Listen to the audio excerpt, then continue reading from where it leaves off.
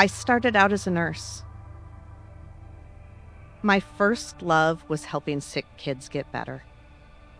Along the way, I began leading people who wanted to do the same thing.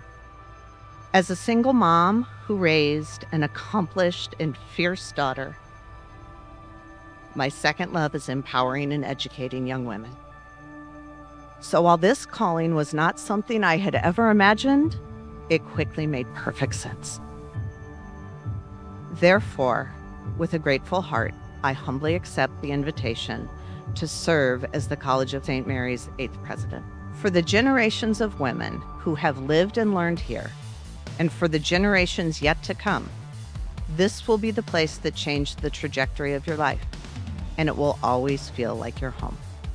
On our campus, we will convene women who have the grit, the resilience, the confidence, and the humanity to light the road for every woman finding her way. You have led me to fall in love with College of St. Mary. I will work to be worthy of your trust in me.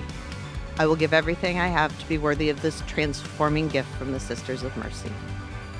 I am grateful to be on this journey with you. Our very best days lie ahead.